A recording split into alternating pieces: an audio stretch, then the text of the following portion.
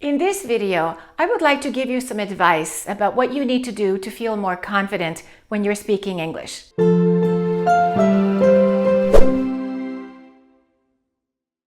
Almost all of the students that I see in Los Angeles are very, very advanced. They're fluent in English. They're professionals working in the United States, or they're actors working in Hollywood. But they still often don't feel confident about their English skills.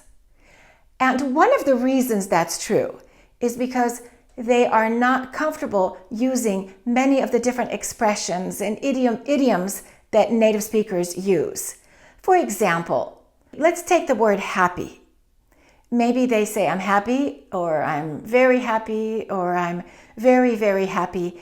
But when they listen to native speakers, they hear native speakers using all kinds of different expressions for the word happy. For example, we can say, I'm delighted, or I'm overjoyed, or I'm thrilled, or I'm ecstatic, or I'm elated. And there are some slang words. For example, in California, in the surfing culture, sometimes people say, I'm stoked. But my students often lack those same expressions. So maybe they only use the same word over and over again. And when they're listening to native speakers, they say, gosh, I don't sound like they do. There is something in my English that's lacking. Another example of this is the word tired. A lot of my students maybe know how to say I'm tired or I'm exhausted, and that's it. They don't know any other expressions, but native speakers maybe have 10 other words to mean that. And the more you learn these expressions, the more natural you're going to feel. Let me give you a few more examples of how we say I'm tired, and then I'll talk to you about how you can improve in this area.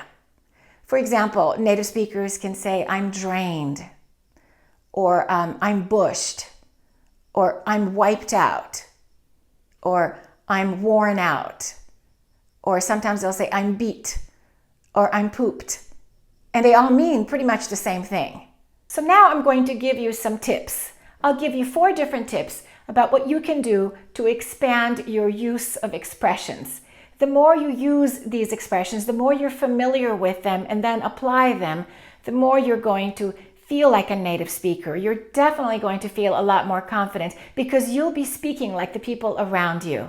My first tip is read things outside of your area of specialty. So if you're an engineer, don't just read things on engineering. You already know those words. Read something different. Find books that are unrelated to your field, and then read a wide variety of things so that you can become well-rounded. Number 2, when you're watching television or films, when you hear a new expression, pause and write down the new expression, things you're not familiar with. Create a list. And later, look up those words, find out what they mean. And if you're not sure how to use those expressions again, then look up online and see how they're used. Find something online, just do a search of that word and see how they are used in various texts. Number 3, when you are together with native speakers, if you hear them using an expression you've never heard before, ask them what it means. You need to be bold. You need to be not afraid to ask. It's okay to not know, and native speakers almost always are very happy to help. I do this all the time with French, especially when I go to France. There are so many expressions that people use in France that I didn't study in school. My French is more academic. And so I'm regularly asking people, and it makes a big difference. I definitely improve my skills that way. And tip number 4. Don't be a perfectionist. Experiment. Try to use the new expressions with people. It's okay to make mistakes. It's part of the learning process. The sooner you understand that, the more quickly you're going to make progress. Relax and enjoy the process and have fun with it. The more expressions that you learn, the more confident you're going to feel about your overall fluency in English, and you're going to sound more like a native speaker.